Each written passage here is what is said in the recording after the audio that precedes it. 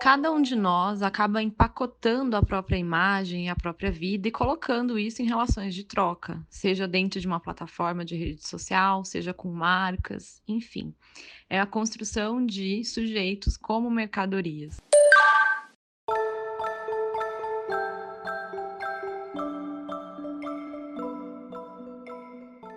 Olá para todos, sejam muito bem-vindos a mais um podcast Pare de Rolar. Hoje nós estamos aqui com a doutora Isaf Karhawi, que é um dos nomes mais preparados da comunicação digital, doutora pela ECA, professora, pesquisadora e recentemente autora do livro De Blogueira a Influenciadora. Isaf, muito obrigada por ter aceito o nosso convite. É um prazer imenso poder te entrevistar e eu gostaria, por gentileza, que você se apresentasse para os nossos ouvintes no nosso podcast Pare de Rolar. Aos ouvintes do Pare de Rolar, meu nome é Isaf Karhawi, eu sou jornalista, mestre e doutora em Ciências da Comunicação pela ECA USP. Na ECA eu também sou pesquisadora de um grupo de pesquisa em comunicação digital e mídias sociais, o Com Mais, e lá eu desenvolvo pesquisas sobre influenciadores digitais, sobre métodos de pesquisa digital e sobre sociabilidade em rede.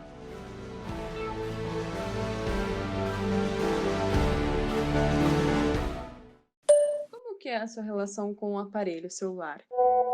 Ele é uma ferramenta de trabalho e é uma ferramenta de pesquisa. O celular, como um aparelho, me permite muita velocidade e facilidade no meu dia a dia. Acho que ter o celular sempre na mão traz pra gente uma mobilidade que a gente não tinha. Então, o nosso trabalho passa a ser móvel, o nosso entretenimento, a televisão, enfim, a gente tem muita mobilidade e possibilidade de consumir no momento que a gente quiser. Então, como ferramenta, o celular é isso para mim. É um símbolo de velocidade e de mobilidade. E também é o lugar onde eu trabalho. Então, fazendo pesquisa em comunicação digital, as redes sociais são um espaço essencial para as minhas investigações de maneira geral. Então, Instagram, Facebook, enfim, redes sociais diversas nas quais eu mergulho para poder entender como é que os influenciadores digitais trabalham. Então é esse lugar duplo para mim. É tanto uma ferramenta quanto um espaço de atuação. Eu também atuo como professora na graduação e na pós-graduação e ao lado de influenciadores digitais na construção de estratégias de conteúdo, de relacionamento e análise de dados.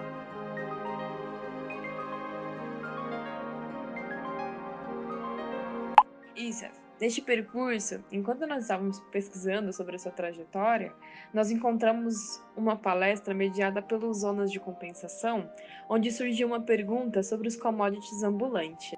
Partindo deste conceito dos commodities e a multiprodução valorizada nos tempos atuais, na sua opinião, qual é a chave de virada que torna nocivo a utilização em excesso? A gente sabe que ele é uma ferramenta que transforma, facilita e encurta as distâncias. Onde que ele se começa a se tornar algo prejudicial? Quando a gente pensa em commodity, a gente está pensando em algo transformado em mercadoria e colocado em situações de troca, geralmente trocas monetárias. E quando a gente fala em commodity, em comoditização dos sujeitos, a gente está dizendo que, por meio do digital e das redes sociais especialmente, cada um de nós acaba empacotando a própria imagem e a própria vida e colocando isso em relações de troca, seja dentro de uma plataforma de rede social, seja com marcas, enfim. É a construção de sujeitos como mercadorias. Se a gente olha para isso, a gente está falando especificamente das redes sociais. E o celular, no fim das contas, ele é uma ferramenta com muitos desdobramentos de uso. Então a gente pode desde pensar em desdobramentos que não são tão interessantes até outros que são muito proveitosos, como a possibilidade de você fazer uma pesquisa fora do país quando você tem dúvida em relação à pronúncia de uma palavra ou um texto que está numa língua que você não conhece, por exemplo. Então a gente tem que sempre pensar que a ferramenta é a ferramenta e os usos e apropriações são diversos. Mas quando o celular passa a ser algo nocivo, talvez tenha relação com o volume do uso. Então, com quanto a gente investe de tempo, energia no uso dessa ferramenta e todas as plataformas que estão aqui numa lógica de convergência dentro desse pequeno aparelho. Também é possível dizer que, em certa medida, as redes sociais, que, claro, estão no aparelho celular, elas funcionam por uma lógica muito comportamental, behaviorista, de sempre nos oferecer uma recompensa positiva pelo que a gente faz. Então, se a gente manda uma mensagem para alguém, a gente espera pela resposta, recebe uma notificação, isso é uma recompensa positiva por uma ação. Se a gente publica uma foto numa rede social, a gente recebe um coraçãozinho, uma curtida, isso é uma recompensa positiva pela nossa ação. Ou seja, a gente tem recompensas positivas o tempo todo. E isso vai causando em nós um certo tipo de dependência, uma busca constante por essa aprovação positiva, por esse reforço positivo. E é isso que faz com que a gente fique cada vez mais dependente do celular, que entre quase em um looping de busca por recompensas positivas, ainda que não haja necessariamente recompensa o tempo inteiro. Então a gente fica navegando pelas redes sem muito norte, sem discernimento, apenas navegando para ver se a gente encontra esse reforço positivo em algum lugar. Também é resultado dessa facilidade de acesso à internet por conta do celular, que a gente vive uma sensação de perder alguma coisa o tempo inteiro. Muita gente chama isso de FOMO, que é o Fear of Missing Out, o medo de perder algo. A gente vive um momento que se chama de avalanche informativa, overload informativo, ou seja, a gente está num momento de sufocamento de informação, uma avalanche de informação. É tanta coisa que se produz nas redes sociais, se publica, que a gente não consegue consumir todo esse volume. E a nossa sensação é que a gente está sempre perdendo alguma coisa.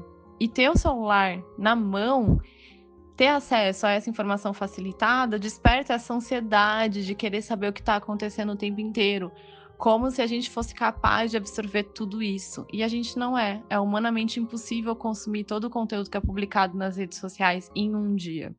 E o celular facilita essa sensação de que a gente pode fazer. Mas na verdade não. Acho que são muitos desdobramentos para a gente pensar. E especialmente tentar entender o que é do celular, né? E o que é, por exemplo, das redes sociais que estão nos aparelhos.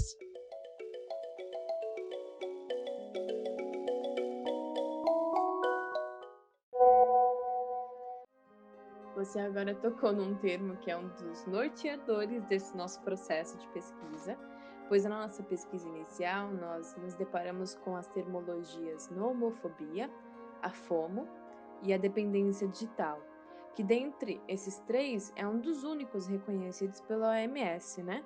Por enquanto. Nós nos sentimos muito contempladas com esse seu áudio sobre a questão das redes sociais. O que é impossível da gente ficar sem mencionar, que é um dilema das redes e a questão do algoritmo que determina opiniões e como as pessoas vivem e como nós recebemos esses gatilhos que as redes sociais nos provocam. Eu gostaria de saber como que você considera esse desdobramento dessa síndrome da FOMO, né? Essa questão das redes sociais serem altamente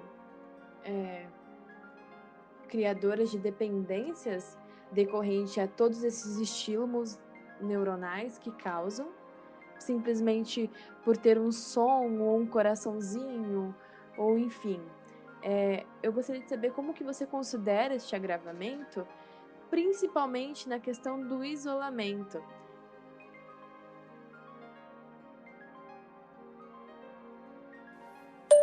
Fardo da Liberdade. Um autor e filósofo que eu gosto muito, chamado Lipovetsky, ele comenta que a pós-modernidade trouxe para a gente um fardo, que é o fardo derivado da liberdade extrema. Então a gente viu normas e instituições ruindo, falta de um norte, um balizador para nossas escolhas, nossas decisões, e a gente se viu, o ser humano, né, os sujeitos se viram, em certa medida, desamparados socialmente, uma vez que tudo passou a ser decidido e definido pelo próprio sujeito. Então, o Lipovetsky vai falar como a liberdade passa a ser um fardo, e tem tudo a ver com o FOMO, né? Como as múltiplas possibilidades passam a ser um fardo. Como ter à disposição uma infinidade de informações passa a ser um fardo para a gente, né? Então, essa discussão é muito interessante, assim. E aí, quando a gente pensa nas Big Techs, que são as empresas donas das plataformas de redes sociais, a gente percebe que elas compreendem essa dinâmica dos sujeitos e passam a produzir ferramentas e dispositivos capazes de estimular a nossa ansiedade, o nosso desejo de conhecer o que está acontecendo, de se inteirar do que está acontecendo, então despertando esse sentimento de FOMO, por exemplo, né? E isso vai surgindo em cada detalhe, cada pedacinho da arquitetura dessas redes sociais. Então, os gatilhos das redes, eles operam sob essa lógica, sobre uma compreensão apuradíssima de como é que a gente se sociabiliza com o outro, né? E então, se a gente tem desde o feed, a forma como o feed é organizado, a forma como as informações aparecem pra gente, tudo isso reforça uma lógica de há muita informação e essa informação precisa ser consumida imediatamente. Há muito conteúdo e esse conteúdo precisa ser consumido imediatamente. Então, vai despertando nos usuários essas sensações muito conflitantes. E por que isso acontece, né? Tem uma lógica muito clara por trás. As redes sociais são espaços gratuitos, mas elas têm um modelo de negócio em que a atenção dos usuários é moeda de troca. Então, quanto mais tempo se passa dentro das redes sociais, mais o usuário pode ser impactado com anúncios, por exemplo. E são esses anúncios que vão trazer renda para as Big Techs. Então, construir um espaço em que o sujeito não vai ter vontade de sair é essencial para conseguir funcionar nessa economia da atenção que a gente vive hoje, que é a nossa atenção sendo transformada num produto, numa mercadoria que é trocada em situações de negociação das Big Techs. Como que foi a sua relação com a pesquisa e de mentoria também nesse tempo de pandemia? Ele te afetou? Como que foi construir relações ou dar continuidade em relações acadêmicas neste processo onde o contato se tornou algo evitado? Especificamente sobre a pandemia, como professora universitária, eu claramente senti muito, porque quando a gente pensa em docência, a gente imagina que é só ir lá e falar de um conteúdo e pronto, acabou. Quando, na verdade, a docência também tem a ver com relações humanas, então com a troca que você tem com os alunos, as conversas de corredor, as conversas no intervalo, tudo isso tem a ver com a docência, não é só um conteúdo que você transfere para o outro, né? Então, acho que nesse sentido, o impacto da pandemia foi complexo para todo mundo, né? Em relação às minhas pesquisas, eu acho que para quem estuda comunicação digital, esse é o melhor momento para se fazer pesquisa, porque a gente nunca teve tanto material, nunca teve tanta gente online, tanta gente discutindo nas redes, enfim, a gente viu a importância do digital nessa pandemia. Para quem sempre foi cético em relação às redes sociais, eu acho que agora finalmente percebeu que estamos nessa era em que somos todos sujeitos que precisam se fazer visíveis nas redes sociais e estar, em certa medida, ocupar esses espaços todos, né? Então, acho que em relação à pandemia, eu senti como todo mundo deve ter sentido e abracei a tecnologia como uma ferramenta possível de nos aproximar, mas também como pesquisadora, a pandemia revelou a indissociabilidade. Então, assim, a dificuldade da gente dividir e dividir e separar o digital do offline. Há muitos anos, os pesquisadores de comunicação digital, e eu integro esse grupo de pesquisadores, vem dizendo que não existe mais uma diferença entre online e offline. Não existe mais uma diferença entre digital e analógico. É muito difícil a gente desassociar essas duas questões. A nossa vida não é mais compartimentabilizada nesse sentido, né? E acho que a pandemia mostrou isso, né? Como é que a gente fala numa vida digital e numa vida offline, não é possível dizer mais nada relacionado a esse tipo de distinção, né? Então, acho que algumas certezas, aí algumas discussões que os pesquisadores em comunicação vinham fazendo, a pandemia escancarou, deixou muito claro para todo mundo. Eu acho super importante marcar essa diferença das mercadorias, né, da commodity. Na lógica neoliberal, o nosso tempo de vida é uma mercadoria, por exemplo. A gente troca o nosso tempo de vida por um salário, por um dinheiro. Então a gente transforma o nosso tempo em mercadoria. E outras coisas são cooptadas numa lógica neoliberal e transformadas em commodities, transformadas em mercadorias. E o que a gente tem visto nas redes sociais é que a nossa imagem é transformada numa mercadoria. E isso é a imagem de sujeitos comuns. Porque a gente constrói um perfil numa rede social, então consolida uma presença digital. Esse perfil, ele é empacotado e ele é vendido em transações entre Facebook, Instagram e marcas anunciantes. Então é como se aquela nossa presença na rede fosse transformada numa commodity. Por trás disso estão os nossos dados, mas essencialmente a nossa presença nas redes. E os influenciadores têm um a mais nessa discussão, porque os influenciadores, além de transformar a própria imagem numa mercadoria, é a imagem deles que eles trocam em relações ainda mais próximas. Então, um influenciador constrói uma imagem nas redes sociais que é mercantilizada e trocada com outras marcas numa ação publicitária, por exemplo. Então, quando um influenciador faz um publi, o que ele está vendendo? Ele não está vendendo só o espaço dele nas redes sociais. Ele está vendendo a própria história de vida, a imagem pessoal. Então, é essa ideia de commodity, né? Então, é sobre isso que se fala quando a gente fala do eu como mercadoria, do sujeito como mercadoria nas redes sociais.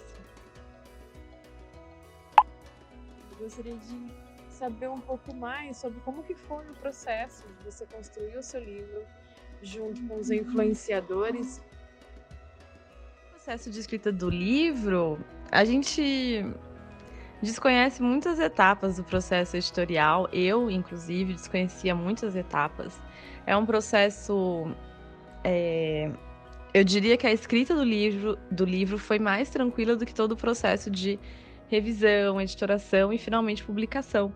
Então, só nesse processo burocrático, o livro leva quase um ano entre edição, revisão, diagramação, ilustração de capa e tudo mais.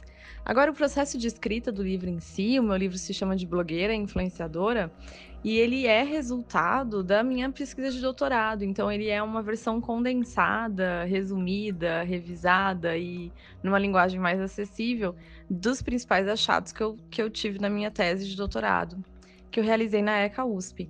Então, ao longo da minha pesquisa, eu identifiquei algumas etapas de profissionalização da blogosfera de moda, que hoje é o mercado de influência, e eu caracterizei cada uma dessas etapas profissionais. Então, são etapas que eu nomeio de vanguarda, legitimação, institucionalização e profissional. E o livro vai trazer as características mais importantes de cada uma delas. Então, o livro está sendo publicado agora, em 2020, mas é um livro que começou em 2014, o processo de escrita. E E agora eu divido esses achados na esperança de que eles possam servir de base para outras investigações sobre esse assunto, né? Que está num período muito borbulhante.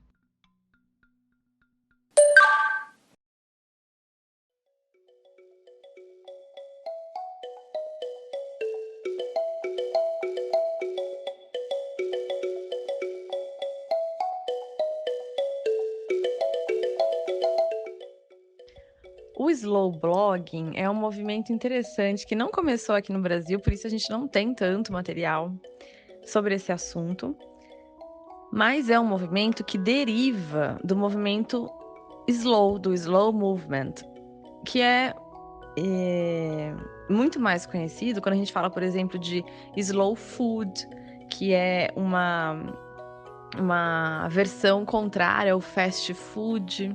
Então, uma comida lenta, ou seja, comida que vem da terra, que é feita em casa, que tem essa devoção ao processo de cocção.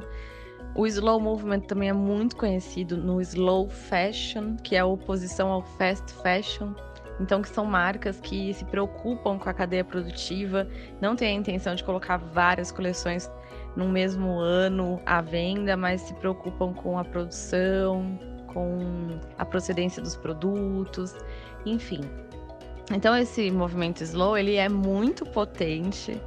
A gente vive esse movimento, ainda que sem saber exatamente, daí ele chega no espaço do digital.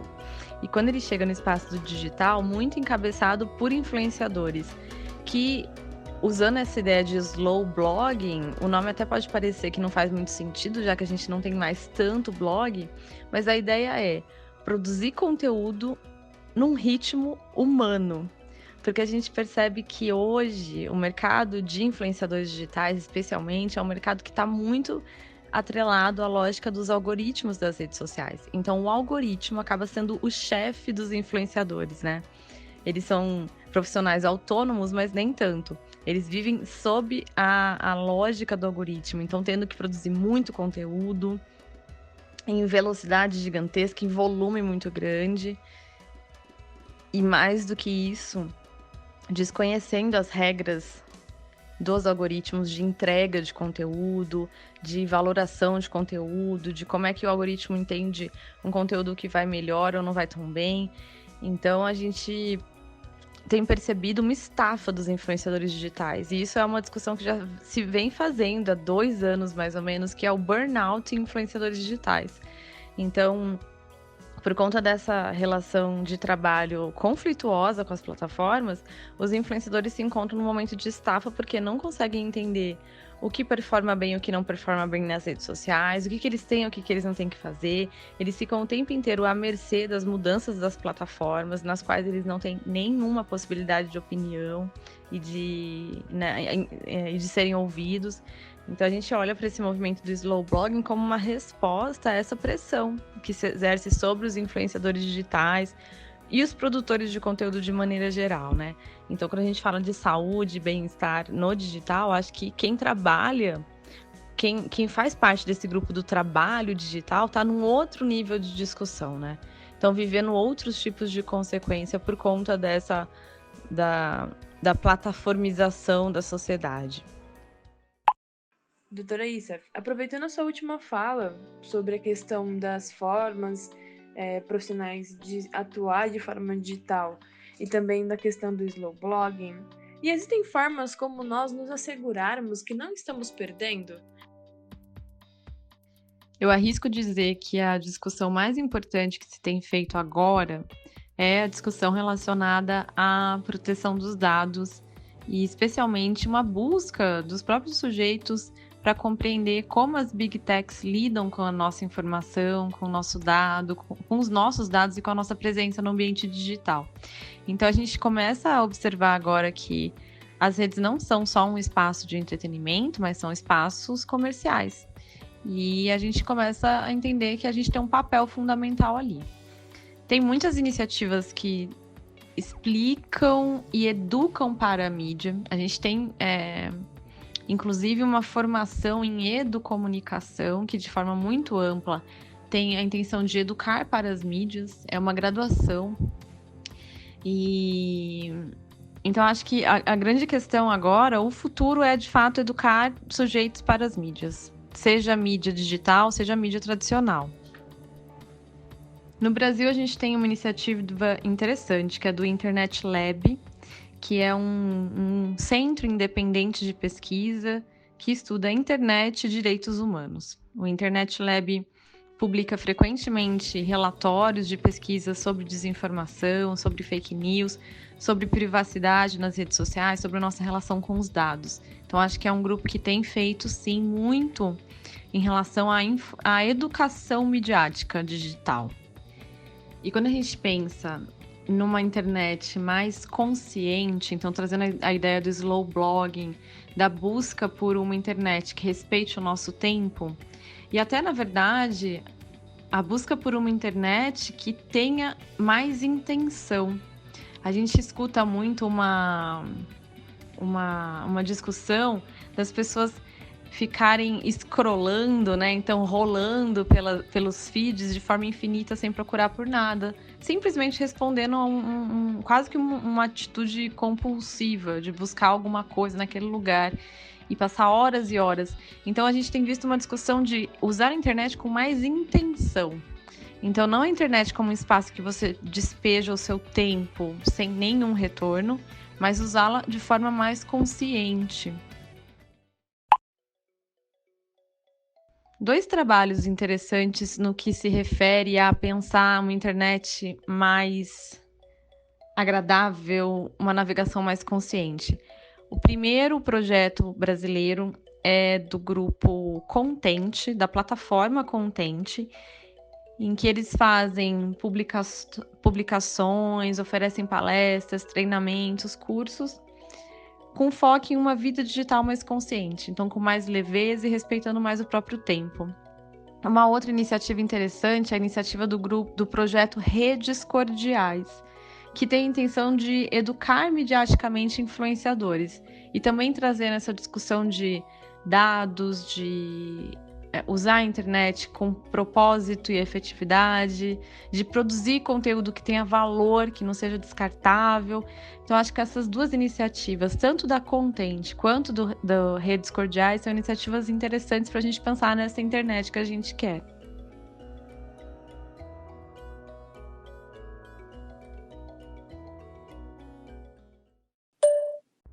E acho que é isso, Yasmin. Obrigada pelo convite. Desejo sorte aí na produção do podcast de vocês. É isso, muito obrigada pelo convite. Um abraço e boa semana.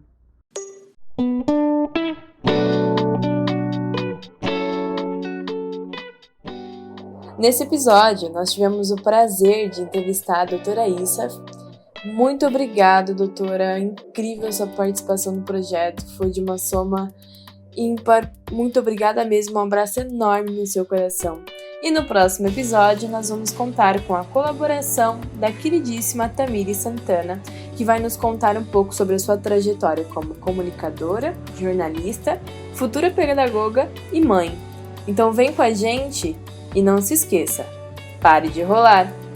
Um abraço!